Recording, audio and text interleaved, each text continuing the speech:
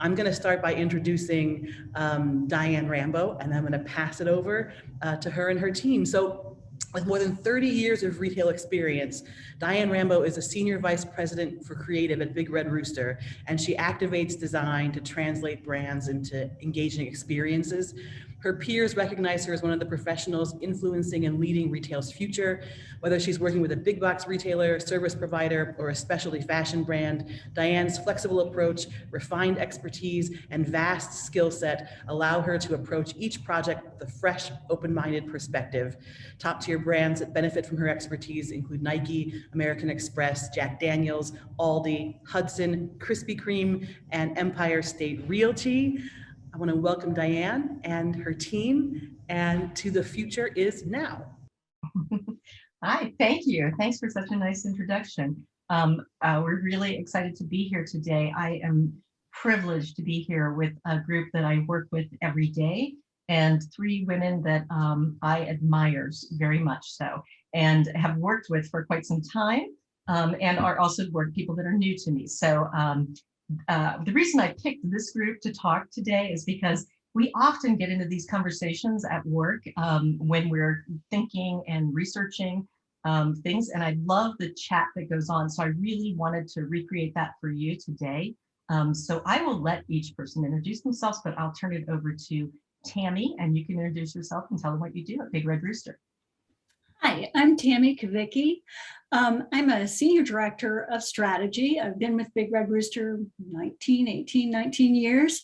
And I started as a copywriter, believe it or not, on the creative side. So I have that creative bent to my work. But I have evolved into the kind of strategic thinking that it takes to develop brands, extend brands with continuity, so taking good care of brands, and doing really complex communication systems. So that's where my specialty lies. Ashley? Thank you. I wish Jennifer would do my introduction. That was so lovely. Next time. My name is Ashley Rowland. I am director of our strategy team here in Columbus. I've been with Big Red Rooster for 11 years now. I think as of yesterday was my work anniversary. I sort of fell into this industry because I have a passion for consumer research and strategy and creativity and linking all of those things together, which is sort of in the same vein as journalism, which is what I have a degree in from Ohio University. And Sam. Okay, Sam. Great, best for last. Just kidding. I'm Sam Gerlinger. I am probably the newest to Big Red Rooster in the crew, but I have a background in global brand marketing. I'm super passionate about the customer, about customer behavior, and then how that sort of translates to an awesome brand experience. So I'm very lucky to be doing that now every day in my role at Big Red Rooster alongside some awesome people. So very happy to be here. Yeah, and when Sam says she's super passionate, she means it. I'm working on several projects with her, and she is a driver. So we'll go right into this. So we're going to talk about trends today, and why should you care about trends? So Webster calls trends the tendency to lean or shift is another word. And for us, it's super important because we look at this and say, okay, what are customers doing? How are they changing? During the pandemic, the shifts and changes were fast and revolutionary, and we grew very, very quickly because we had to. But typically, we look at these because for our customers, knowing what trends are happening, we can bring that to the table and sort of translate it into retail, which we will show you in upcoming slides. Oh. We're also going to share a few trend watching tips because I think for everybody out there that's doing this, you can actually be a trend watcher as well. So Ashley.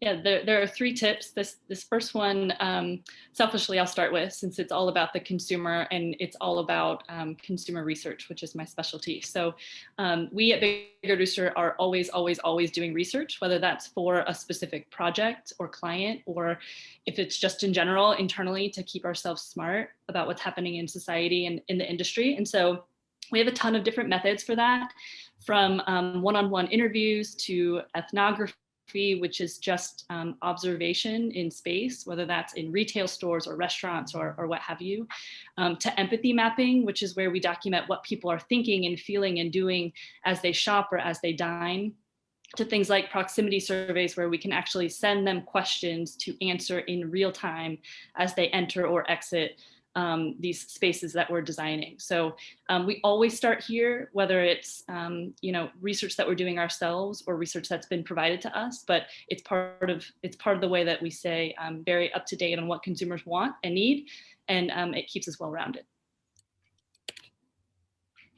So in addition to the research that we can do ourselves, there's a plethora of experts out there that do trend reporting, consumer research across all industries, really. And something I learned very early in my career, probably like week 1, was this is something that you need to rely on. So subscribing to newsletters, like following websites. There's even these strategists on social media that you can follow and just sort of learn from them.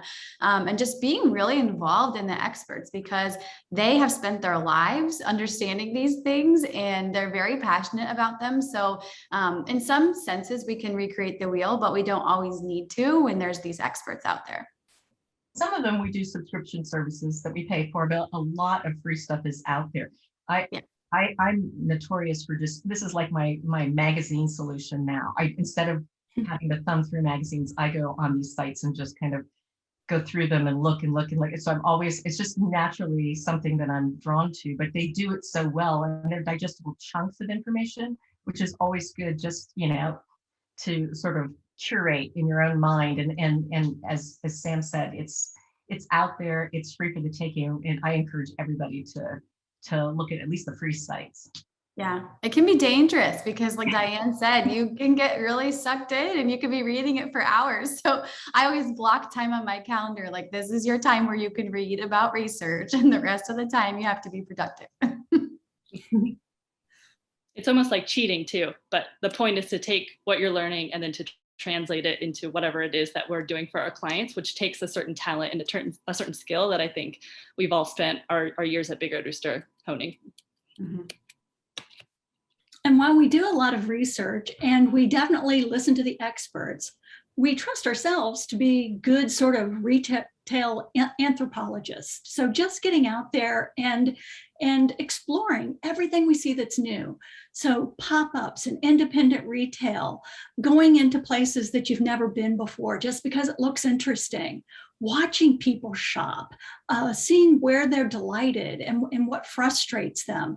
This always being curious about new and different and how people function in retail spaces is something we're always doing. I'm doing it even in my personal shopping. I don't think I have ever shopped just like a normal person since I've started this career, because I'm always watching people, looking at the signage, looking at the merchandising, looking at the interior of the store, how digital sort of interactions happen. And you know what? All of those things they might not be things that you use immediately, but they're always, when you see new things, they're trying to solve a problem that you might be able to be solving for a client in a totally unrelated way, that you can sort of leverage all of these things you discover when you're just out in the world being constantly curious. I think we could be the most annoying people to shop with, I'll say. For sure. Because, and my husband's always saying that, you're always pointing things out, but you're like, well, like buy online, pick up in store. Everybody got that at the about same time, but they didn't all solve it the same. And so when you get to a checkout and you're watching the queue and you're trying to figure out why that person's standing there and not being serviced while somebody else is, and it's just this, as Tammy said, it's a constant curiosity that we have for retail. I know in many of the groups that we've talked with CCAD, we all share that, but we live it really at Big Red Rooster. And I think it's personal, professional. They just sort of. They do. I've become a master of stealth photography. No one's ever asked me to leave a store. We're like unpaid secret shoppers. Yep. So we put some trends together. We're going to go through 3 today. We have others here if anyone's curious about them. But we look at trends as micro trends, small, maybe emerging, macro trends, which are usually something you're already pretty aware of, and then some weak signals that happen in trend watching, so that those could become something, or they could just fizzle out. But they're usually the more interesting stories that we sort of uncover. And looking at these, we're going to cover Pets Are People Too, the Wellness Wave, and New Money Mindsets today. And with that, we'll start with Pets Are People Too, fur family, concerned carers, and jet-setting pets. So we'll give you examples of each of these. I think we're all pet people here, right? Yeah, I'm the cat person, and then I have 3 dog people with me. Yeah. No, Ashley, you have a cat too? No. I do. Okay, they don't get along, but okay. I have one of each. I thought so. Yeah. So the pet industry has just grown tremendously. It's over $100 billion industry. And since we've all been at home and looking at what we buy for our pets and starting to look at it from a design standpoint and say, this really does not meet the grade, companies are starting to evolve that in style. This is a company, and I think our logo, our name's not there, but this is a company called Lalo, and they do pet beds. And they have these custom covers. They start at $235 each.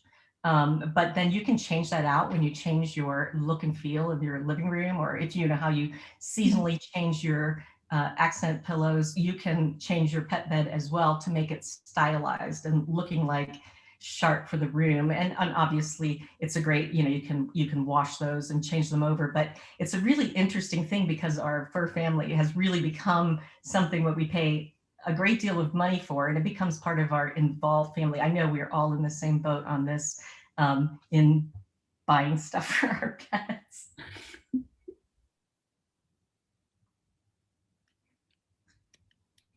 Sorry, there's a bit of a delay. Here we go. So now you can see the name and the sort of sub-trend. This one is what we're calling concerned carers. It's based on sort of a wild stat to come out of 2020, which is that between March and December of last year, searches for puppy vitamins grew like 61% online. And so the first modern pet pharmacy was born, called Mix Lab.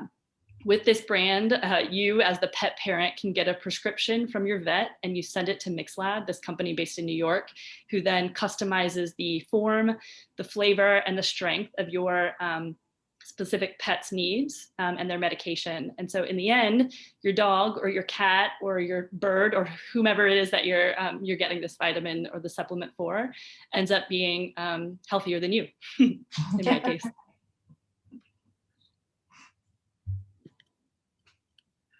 Okay, this one's my all-time favorite because it relates to me so much. So jet-setting pets is a huge trend that we're seeing. I'm sure anyone with dogs, maybe cats too, I'm not totally sure, have traveled with their dogs recently. I know in the last year and a half, I probably have not been on a vacation where my 90-pound dog has not joined us.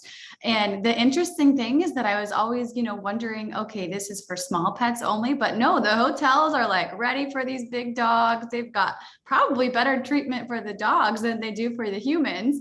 And so it's been really interesting to watch. And actually there's also some crazy stats on this one. So searches for pet-friendly properties on hotels.com increased by 300% in 2020. So pretty much everyone was like, I'm home with my dogs, and if I want to leave, they're coming with me, because they were used to them. And so we always talk about dogs getting separation anxiety when we go back to work, but really, is it the dogs or is it the humans? We don't know. It's like the number one reason people don't want to return to the office all the time. I'm definitely on that train. This company, Pets Pajamas, is so interesting. So they're this online bespoke dog-friendly travel company. So almost like this concierge sort of website where they actually have people that will help you find dog-friendly accommodations for different breed types, different personalities, based on your budget and sort of the things you're looking to get out of the trip. And it includes hotels, cottages, bed and breakfasts, all of the above, all across the world. So very interesting. I have not used them yet, but I'm looking forward to using them for our next trip.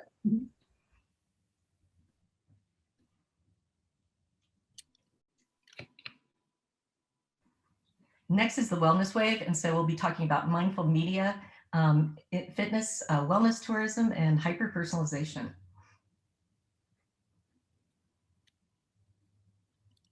Okay, so the first trend here is mindful media, which is again something we're probably all very comfortable with. So meditation and the idea of mindfulness really skyrocketed during the pandemic.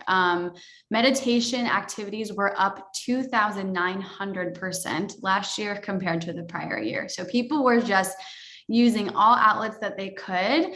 And it sort of created this opportunity for media brands to join on the trend. So Headspace is one that I'm sure we all know. They do a really great job at this, but they are so interesting in the amount of collabs that they've done. So they partnered with Netflix, which I'm sure we all have. So you can get on Netflix, you can watch Headspace shows. So you're not just listening to the mindfulness, but you're actually watching it. They actually also partnered here with John Legend. So he's actually called their Chief Music Officer. And that's sort of partnering this idea of calming music with the idea of mindfulness. You can see them on Snapchat. I actually recently was on a work trip and saw them on the Hyatt Hotel TV screen when I got into my room. So they offered free Headspace sessions there. And then also recently they partnered with Barbie. So this is not just for adults anymore, but they have partnered with Barbie to have this Barbie wellness line that actually does self-care activities. And you can listen to Barbie, who I think is just the Headspace same girl who does all the Headspace meditations.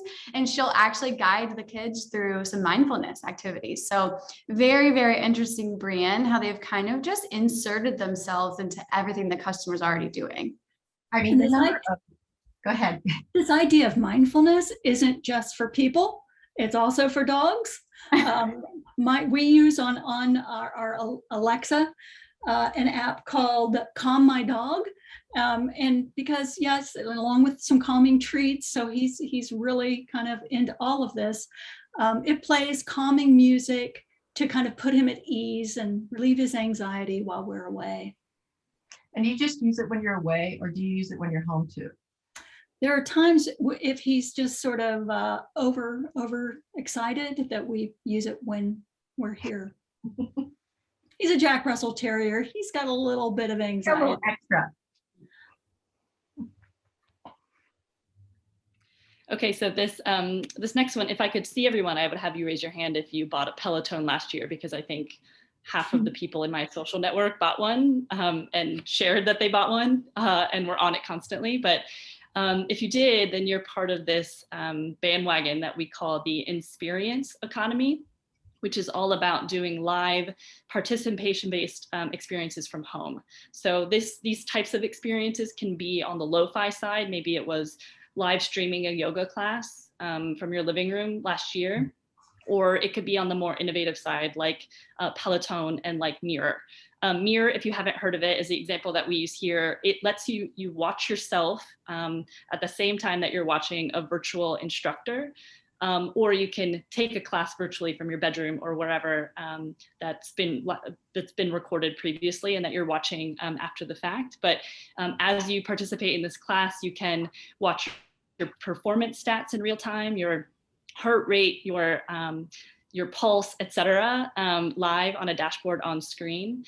And then, of course, when you're not using it, you can have a beautiful mirror on your wall that's way less ostentatious than the row machine that I had in my bedroom that my husband made me put in the basement last year because it wasn't visually aesthetically pleasing to look at. So Mirror is a great example of this experience economy, which I think really picked up a lot of traction last year and which we foresee continuing into the years to come. This one, so, at the same time that we're all occupying our bodies and our minds at home in new ways, we're also very, very tired of being there, I think. So in 2021 and then into 2022, we're watching this trend too that we're calling wellness tourism. This one has to do with travelers looking for a different kind of escape. Maybe it's not just a trip for adventure or for relaxation, but instead they're looking for sort of a reset, mentally, emotionally, even spiritually. They're seeking places where they can seek out that type of wellness and sort of reset their bodies and minds. One stat that we found said that 56% of people think that the travel process in itself, which we've also longed for, is itself a healing process. But it's also, of course, in the destination. And so this example that we show here, this beautiful, gorgeous hotel is just one example in a boutique line of hotels called Chablais Hotels in Mexico. These hotels offer 3 different programs that you can enroll in and take. One is all around enhancing your immunity, your longevity in life. So it has a ton of different activities and meals, et cetera, that can make you more immune and likely, hopefully, live a longer life. There's another program around alleviating stress. So after this past year, you can go here to alleviate the anxiety that has brewed through the pandemic. And then a third sort of unique program is around healing a broken heart. So if all of that togetherness over 2020 led to perhaps a breakup and a heartbreak, you can go somewhere like this to help mend your broken heart.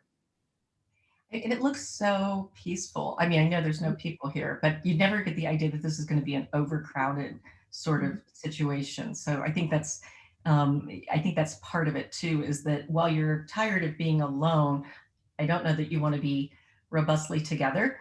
And so it feels like they're going to give you your personal space, or as much or as little socialization as you possibly need.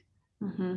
One of the trends we're not going to cover today, but which was back in the earlier part of the presentation, is all about the great outdoors. And a lot of these wellness tourism destinations are grounded in the idea of nature and the outdoor space. So it kind of goes along the lines of people just wanting to be outside with nature and greenery as well.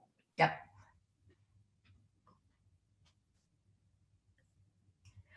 This trend is about hyper-personalization. And so we know the vitamin craze is really big, and it's been here for a while, but this one is a little bit different. Some folks from MIT helped devise this piece. And the first thing you get when you sign up to Baze is a box with a contraption that you put on your arm, which actually does a sample of blood. You push the green button. Apparently you can't mess it up.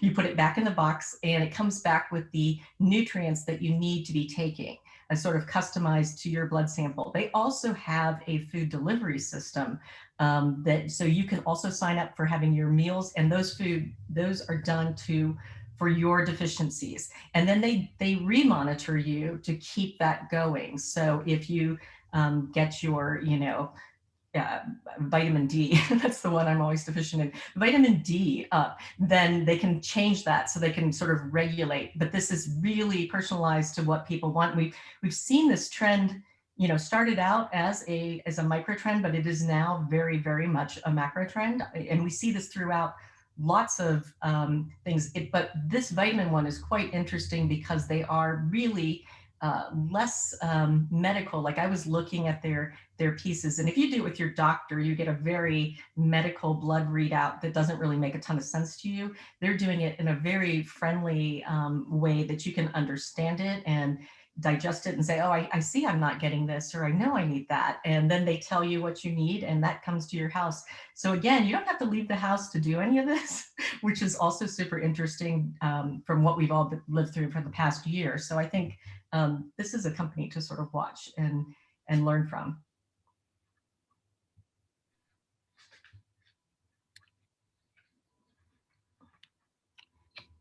And that takes us to the macro trend of new money mindsets. Over the past couple of years, as everybody tightened their belts as a reaction to all the negative impacts of COVID, we kind of discovered a lot of things about ourselves. We realized that maybe we didn't need all the things we thought we needed. and that maybe we were able to save a lot more money as a result of tightening our belts. And though there are still a lot of folks who, 67% of Americans, in fact, say that money is still a major concern for them, there are a lot of others who have just reevaluated what they really need and how much money they need and how they want to spend their money. So this idea of new money mindsets is really about becoming a smart and empowered consumer, taking charge of the money they have and how they want to live and how they want to spend their money, being more socially conscious, being more environmentally conscious, and just being more free in terms of how they want to live their lives. And so we're going to go into some micro trends that are examples of that. Okay, so this first one is all around that idea of empowerment that Tammy just mentioned. So we're calling it transparency trending because it's this new wave of social media influencers, of bloggers, and just sort of digestible content that's all about filling gaps in consumers' financial education and really adding kudos to people who have budgeted, who have come up with hacks, and are really becoming frugal. And a lot of these are actually aimed towards younger women, which is something that is very different than what we've seen in the past. So I know I've been consuming a lot of them too. I follow this Mixed Up Money account, another one called The Financial Diet. And it's really just these quirky, quick illustrations, captions, little blurbs that just give you almost a quick little education on finances, on budgeting. Some of them have to do with, relationship management of money and debt payoffs and savings. But you can actually click through then and go to these websites and you can learn so much more. And so this Mixed Up Money account was actually started by a woman named Alyssa Davies, and she branded it as this safe space for women who care about their money but don't know where to begin. And so not only do they have this really awesome Instagram account with these illustrations that kind of catch your eye, but you can click through and you can read all about personal finance on their website and their blog and podcast actually too very recently. And then you can take classes too. So if you wanted to sign up and learn more about something specific, you can take a class with them as well. And it's sort of this full circle part of your life, but just makes you feel really part of something where everyone else is at the same level as you. It's like everyone else is also trying to learn about money in these weird times. And so the idea of being transparent with each other is really cool. I really needed this when I graduated from college. It would have been very helpful 11 years ago. Yeah, I think there's a gap there in sort of reaching the younger women, like even teenagers into your 20s. You feel like you don't really learn about these things until it's too late. So it's really cool to see. Yeah, I went on this after you told me about it, and I was like, it's amazing. I mean, it's really great because it's empowering. Yeah. To think about it differently. And I think that, we haven't seen this, I think this temperament towards, being mindful about it and feeling smart about understanding it. I think that's something that sort of overrides all of this in this particular mindset. Yeah. Okay, so the next one on here is subscription brandscapes. So I fell to probably 5 or 6 different subscriptions during lockdown, from Birchbox. I tried Stitch Fix. I mean, all of those out there that sort of just give you this like comforting predictability that every month something new is going to arrive. It's free because you've already paid for it, right? In the background. So you don't even know it's coming. And usually they're at lower prices. So you're saving something by getting this bundle that's reoccurring. And these really boomed during lockdown, like for me and many other people. And so this idea of bringing personalized savings in a box to your front door every month is something that people are just loving. So some brands specialize in this. So like I mentioned, Birchbox, they are a subscription brand. It comes to your door every month, and that is what they sort of stand for. And then there's also all of these extensions of brands that we're seeing. So H&M here is just one example, but we're seeing tons of other brick and mortar retailers or e-commerce retailers turning themselves into a subscription box to reach other customers. So H&M's Singular Society is what it's called, is this extension of their brand that's around like more so home and wardrobe items that are all at lower prices. And so the way that they do this low price model is they only profit off of the membership fees. So they're actually not getting any sort of profit from this low price product, but people are paying different sort of tiers of prices every month to get this arrived at their door. And then they took it one step further, which is so cool, is they actually developed a brick and mortar store for this subscription. So it's this experience with this sort of minimalist decor, very, very small quantities of merchandising. And then it sort of just showcases their premium brands that you can have as a part of this subscription. We've seen that a few times. Birchbox, a lot of people have done that, have gone to a brick and mortar store just to be brand promotional. And it's so interesting because when we talked about this one together as a team, I was saying, I hate subscriptions because I never get out of them. You know, and then they start to pile up. The vitamin thing, which I'm kind of interested in now, but I had that, and it's like I have months and months of it just piling, because then you're like, how do I unwind, or do I pause it? I think that's what we talked about, like Audible, and then you're just like, I paused it, but it's coming back in 3 months.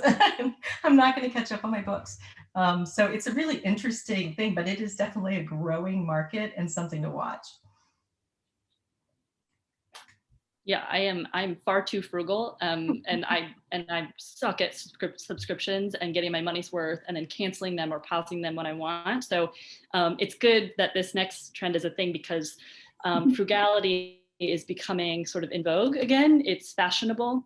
67% of consumers now say that it's considered a compliment to be called frugal, whereas years ago, perhaps it was more of a negative connotation. And so I'm in this bucket. I appreciate a brand and a trend like this.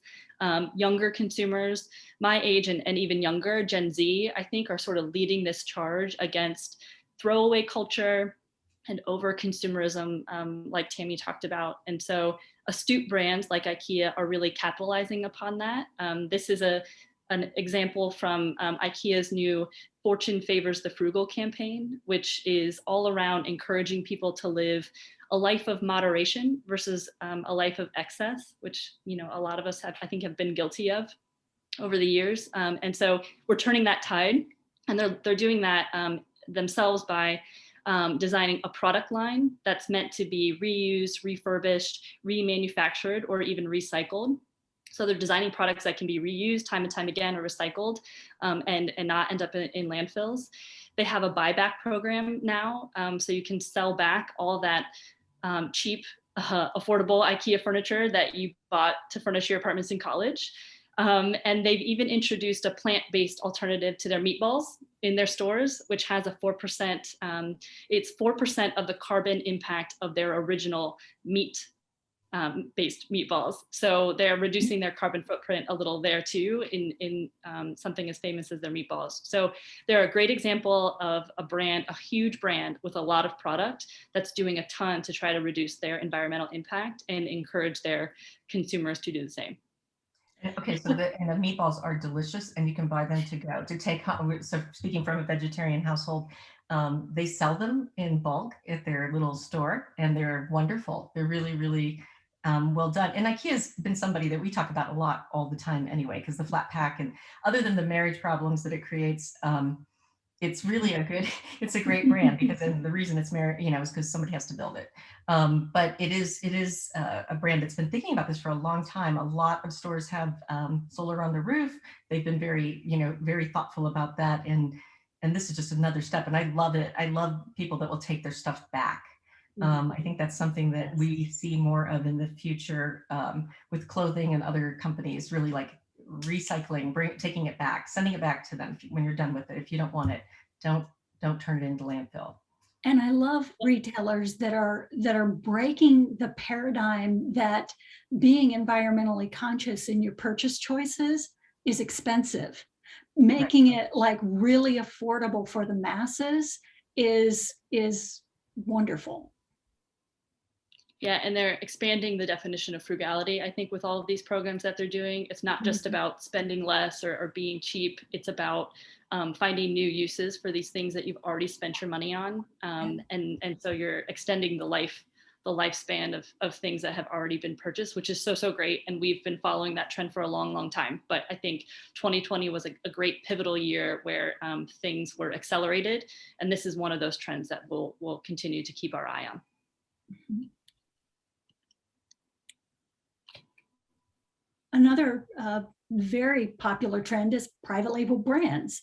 And these are really growing in popularity, not just in popularity, but in confidence. 89% of consumers say they trust private labels as much as they do national brands. And 86% people say that the quality's just as good.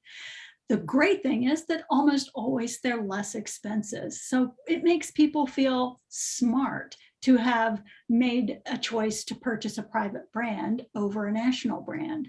This Good and Gather brand, I mean, Target is known for developing really successful private brands throughout all of their different categories. But Good and Gather in the grocery space was only launched in 2019, so just before the pandemic. And it's already, I mean, 2 years, a multi-billion-dollar entity, and it has more than 2,000 different products in the line. So that's how fast it sort of gained steam and became an everyday purchase for most customers, I guess, shopping grocery at Target. Yeah, and it's so beautiful. They, the time and energy they put into the packaging of it, it's definitely attractive next to the national brands in the store. So doing that, it makes you, again, a smart choice because, their organic blue chips are wonderful and their ingredients are good. And, it's everything. They've done sort of everything right with this brand. And so then when you go in, it feels not like you're getting the old generic feel, but more the private label. Yeah. That's a great point. I actually hate the term private label because to me, what Target is doing brilliantly isn't treating them just like a label. They're treating it like a brand. So it's a private brand. They're giving it the respect that a national brand gets. And we're seeing this in our clients too. I mean, 2 of our clients, Aldi and Harbor Freight, wildly successful, growing like mad, making tons of money. They are value retailers and they're almost entirely private brand driven. And so that takes us right into how to translate some of these trends. And we'll talk a minute about Aldi. We started working with Aldi right after the Great Recession. And what Aldi saw was that they were increasing their consumer base by people sort of, going to Aldi that probably hadn't gone before. But what we saw was that there was a real love of Aldi with their core consumer, and how do we promote the freshness, the organic that they had without sort of disturbing the balance of the customer that was there, particularly with millennials and Gen Z. They are definitely interested in the freshness aspect. So we did the design for Aldi. One of the markets they had never gone into was Southern California, very niche market, very organic, very green. And so we wanted to make sure that Aldi could sort of stand the test of time there. So on the front, we announced the freshness to the brand and really opened up the storefront to give it a much more refreshed appeal. At the same time, like I said, we did not want to disturb the customer base that was already very, very loyal to Aldi. And so now we're just showing you some before and afters. As you can see, it's just a cleaned up version of the store that it once was. It's a few fixtures changes that we did to do a little bit better on our visual merchandising, but still very implementable by store personnel. They are a cut case kind of team. They don't want to spend a lot of time, prepping and putting this store together. So we had to do something that naturally looks good. Some better signage, some stronger indications of departmentals, and some movement in the store plan for exposure. But the things you're seeing here didn't add cost to the retailer. So while you see a dramatic difference in the appeal and how this looks and feels, it didn't mean that they couldn't build a lot of Aldis for the same prices they were always building Aldis. That's right.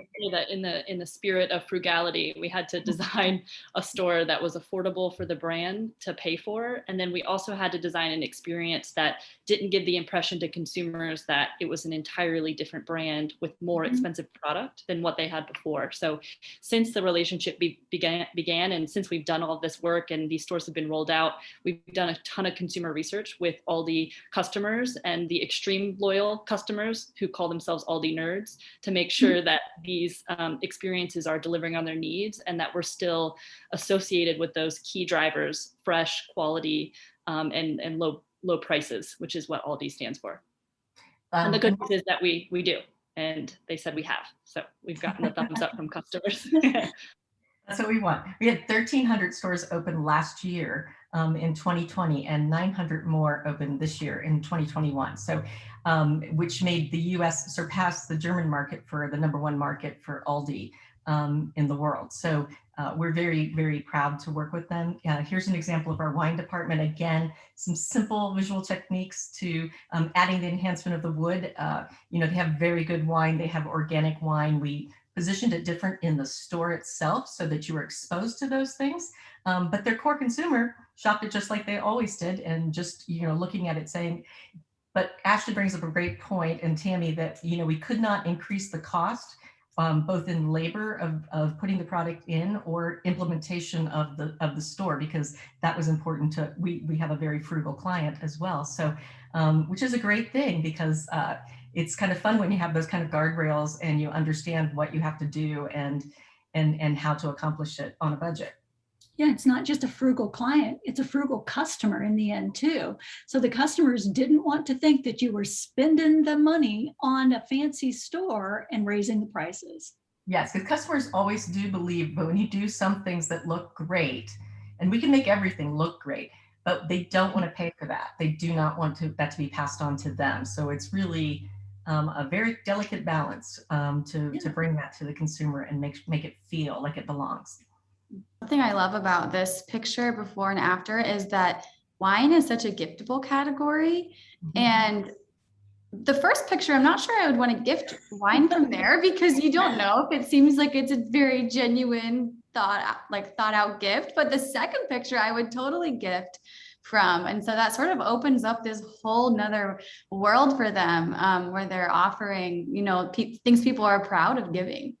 It's a big part of it, Sam.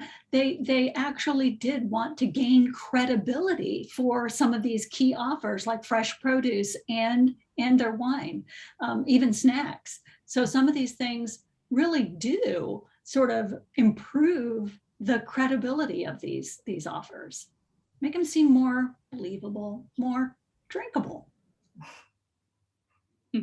I look forward to Christmas, Sam, if this is what you're gifting. Thanks, Sam. Mm-hmm. And I believe that's what we have for today. So thank you for listening to us ramble. Perfect. Oh my gosh. I have some questions, if I could, to kick us off here. And then I want to open the floor up to anybody who's with us today who wants to poke around with this brilliant panel, thinking about trends in retail right now. One of the first things that's on my mind is I was looking at the list of all of the trends that you could have talked about, though I know you picked that sort of slice to focus on. And I'm wondering what you do especially in the design process when trends are pulling against each other. So, for example, the fashionable frugality looks to me on the surface anyway, like it pulls against the trend towards highbrow hedonism. And I'm wondering how you sort of negotiate through that when trends don't all move in the same direction. I can start that, and then maybe you guys can. So I think, first of all, when you start with the customer, one of our customers, they'll have a consumer, or will actually do some research to understand their consumer, because everybody is not open to everybody being their customer. And that's a good thing, because then you can kind of find your spot. You're a Target girl or you're a Walmart girl. You're not both, probably. And so something speaks to you about that. So some of those trends would fall really nicely into somebody's sort of domain of what they're projecting as their brand. Some would go totally against it. So we would start there to say, does this trend make any sense towards who is gravitating to this brand? But I'll let my cohorts. I was thinking the same sort of things, that you really have to start with the brand and who that brand appeals to, who they target, and then finding the trends that are most relevant to that core audience. Yeah, and the core audience we often define in the form of a persona or personas.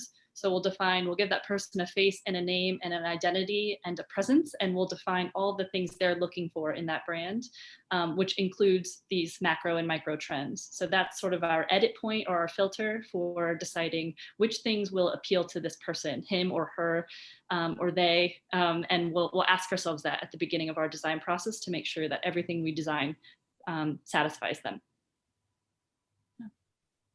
Yeah, that makes a ton of sense to me. Well, then let me ask you this. When you think about the sort of movement amongst micro trends and macro trends, and then those weak signals, do you feel like there is a particular like recipe or ratio that you seek to achieve amongst those for a particular brand or client? Like, do you try to like mix in a little bit of the weak signal with a little bit of the macro trend to get them to where they need to go? I can answer that one. I would say from my experience, I think a lot of our clients are smart enough to have heard and read about the macro trends themselves, right? So our job is to really push the limits and push them into some of the more uncomfortable boundaries. So, if we're doing a handful of trends for clients to help them understand the future of their brand, I would say we could start with a macro trend, but I really want to push some of those more niche brands that they might not have, or trends they might not have ever heard of, and that are sort of small signals right now, maybe even in different industries, but that we can learn a lot from, because I think that's where we'll really move the needle. And Sam's 100% right in different industries, because often when you talk to a client, if they are in a particular industry, that's what they're looking to the left and the right of who's in their industry. But as a consumer, you're going everywhere, right? So other people are setting your expectations.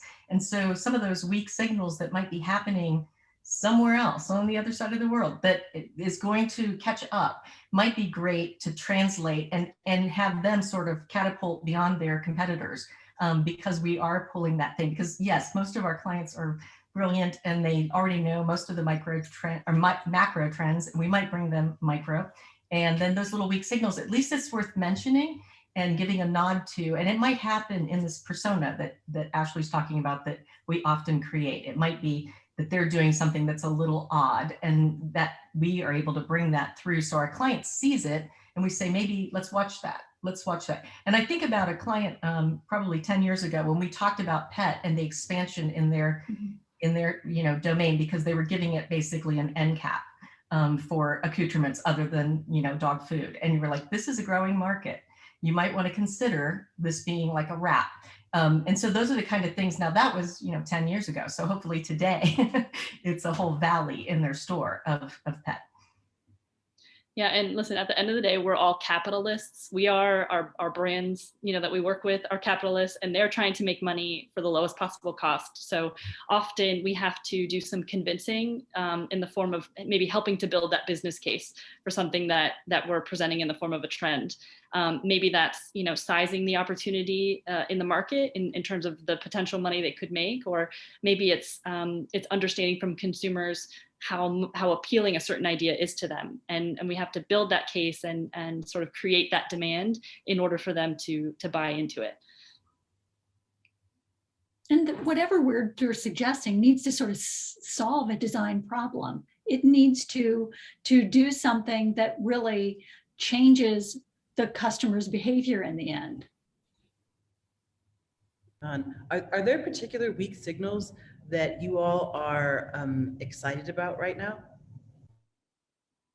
Mm-hmm. I don't want you to give away all your trade secrets, but I really am curious. I'm trying to think of one that's. I can think of one. I don't know how weak it is now, but this idea of diversifying taste buds, and I'm really, really interested in the behaviors of Gen Z. I'm depending on the chart, I'm either a Gen Z or a millennial, so it depends, but I think I definitely relate to that idea of this culinary curiosity that Gen Z has. And it's something that we started to read about more as a micro trend. It was coming a lot from like TikTokers and, you know, things like that, where people they were sharing it on social media, but we weren't necessarily seeing it in the market. And now we're working with some of these, you know, more culinary sort of ethnic brands. And we're seeing that Gen Z is like, yes, like I want that. I don't want the standard food anymore. And we were joking that like, some of the people that we work with, they were like, my kids are, you know, more culinary diverse than I'll ever be, because kids are just exposed to all these things now. So that to me is a really interesting trend that's going to shape the future of not only the QSR industry, but hospitality as a whole, I think. I think so. And I think it'll go into snacking and all other kinds of aspects of things we aren't even thinking about now. But I think you're 100% right. And I think there was some curiosity that was maybe a bigger trend, but now it's about that flavorfulness. That smaller trend is really about that. So that's an interesting one. I think there's been so many in the last year and a half because of the work at home movement, and just the idea. I'm just curious of what will translate with people that want to get people back to the office, because we have worked on a number of things that are like, well, we're going to put a farm in and so you can come and cultivate your own vegetables while you're at work. You know, I mean, I'd love to see where that's all going to end up, because those trends are coming at us. I just don't know what the life cycle of those will be. Yeah, that makes sense. Well, let me ask you this then. What for you are some effective ways of convincing a client that might not see the full value of trends and the importance of understanding how they influence their brands? I think presenting trends and these micro examples as case studies is important. So to talk about from the beginning, what was the challenge, to Tammy's point, that we were trying to solve?